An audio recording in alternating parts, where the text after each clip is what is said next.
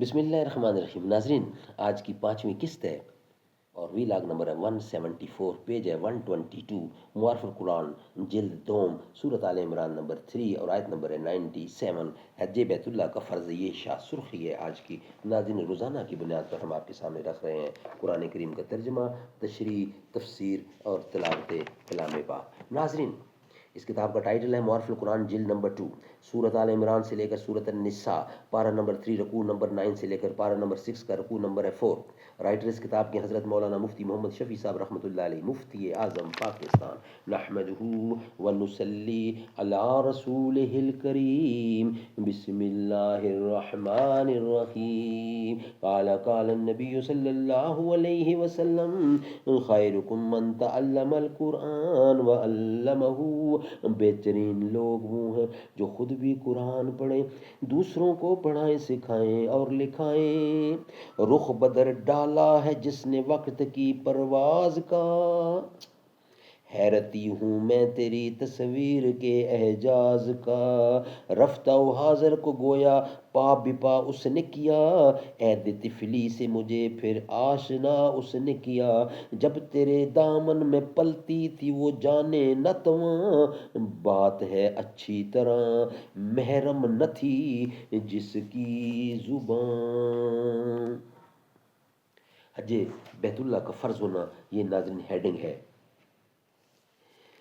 آیت میں بیت اللہ کی تیسری خصوصیت یہ بیان فرمائی گئی ہے کہ اللہ تعالیٰ نے اپنی مخلوق پر بیت اللہ کا حج کرنا لازم و واجب قرار دیا ہے، بشرطے کہ وہ بیت اللہ تک پہنچنے کی قدرت و استطاعت رکھتے ہوں۔ اس مقدرت و استطاعت کی تفصیل یہ ہے کہ اس کے پاس ضروریات اصلیہ سے فاضل اتنا مال ہو جس سے وہ بیت اللہ تک آنے جانے اور وہاں کے قیام کا خرچ برداشت کر سکے اور اپنی واپسی تک ان اہل و عیال کا بھی انتظام کر سکے جن کا نفقہ ان کے ذمے واجب ہے، نیز ہاتھ پاؤں اور آنکھوں سے معذور نہ ہو، کیونکہ ایسے معذور کو تو اپنے وطن ہی میں چلنا پھرنا بھی مشکل ہے، وہاں جانے اور ارکان حج ادا کرنے پر کیسے قدرت ہوگی۔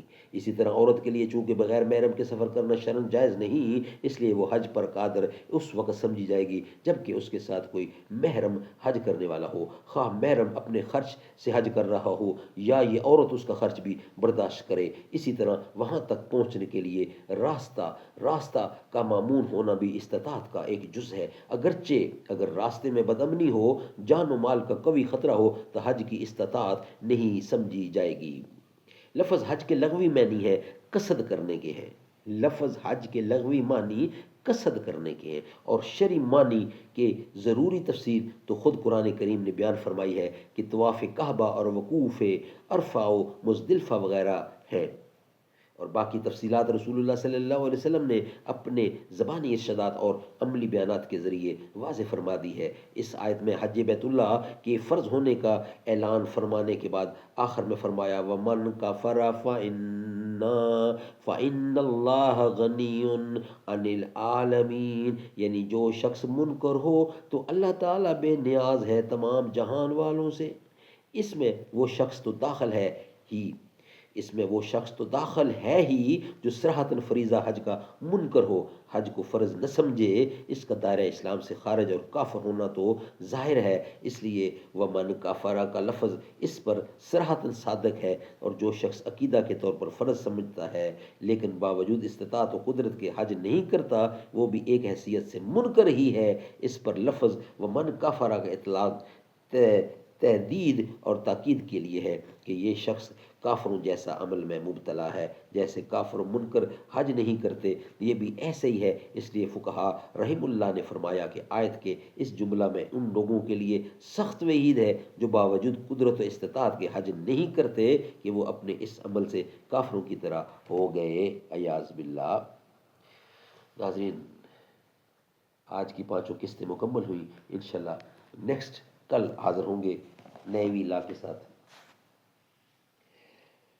دلوں سے غم مٹاتا ہے محمد نام ایسا ہے، دلوں سے غم مٹاتا ہے، محمد نام ایسا ہے، نگر اجڑے بساتا ہے، محمد نام ایسا ہے۔ کوئی یعقوب سے پوچھے کہ یوسف مل گئے کیسے، یہ بچھڑوں کو ملاتا ہے، محمد نام ایسا ہے۔ انہی کے نام سے پائی فقیروں نے شہنشاہی، خدا سے بھی ملاتا ہے، محمد نام ایسا ہے۔ محبت کے کمل کھلتے ہیں ان کو یاد کرنے سے، بڑی خوشبوئیں لاتا ہے، محمد نام ایسا ہے۔ مدد حاصل ہے مجھ کو آج بھی شاہ مدینہ کی، میری بگڑی ہے بنواتا، محمد نام ایسا ہے۔